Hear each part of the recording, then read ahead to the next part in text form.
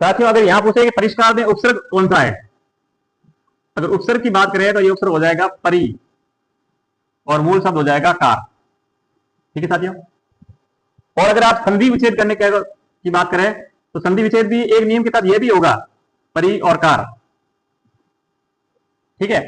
यहां पे ये नियम लगेगा कि परि उपसर्ग के बाद, परि उपसर्ग के बाद क्री धातु, क्री धातु से बने शब्द, क्री धातु से बने शब्द आते हैं, अगर आते हैं क्री धातु शब्द जो बनते हैं ना, कृत है, करण है, कार है, कर्ता है, ये सब कृत धातु से बने हुए शब्द हैं। अगर परि उपसर्ग के बाद कृत धातु से बने हुए शब्द आते हैं तो मूर्धन्य श का आगमन होता है। तो दोस्तों किसका होता है, मूर्धन्य श का आगमन होता है और नया शब्द बन जाता है परिधन कार। कार्य कृत धातु का है तो नया शब्द बन जाएगा परिष्कार। यहां पे ये मूर्धन्य श का आगमन हुआ है इस नियम के तहत, इस नियम के तहत मूर्धन्य श का आगमन हुआ है कि परि उपसर्ग के बाद कृत धातु से बने शब्द कृत, करण, कार और कृता आते हैं तो मूर्धन्य श का आगमन होता है।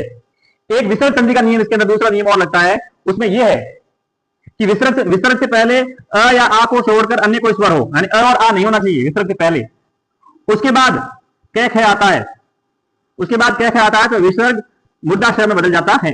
तो यह विसर्ग का मूर्धन्य श होता है कब, जब विसर्ग से पहले अ नहीं हो। अब देखो अगर ये परि आएगा तो ये परि विसर्ग और बाद में कार आएगा तो यहां भी क्या हो जाएगा, परिष्कार हो जाएगा। ठीक है साथियों।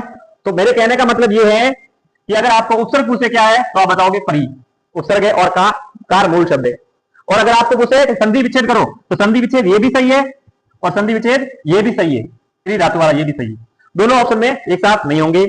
ठीक है ना। तो परि ये भी सही है और परि ये भी सही है। ध्यान रखना परि में लघु मात्रा है, उपसर्ग में हमेशा लघु मात्रा लगती है। तो इस बात का ध्यान रखना कि उपसर्ग अलग करना है तो परि ही होगा और संधि विच्छेद करना है तो इन दोनों नियमों को ध्यान रखें, दोनों नियमों को ध्यान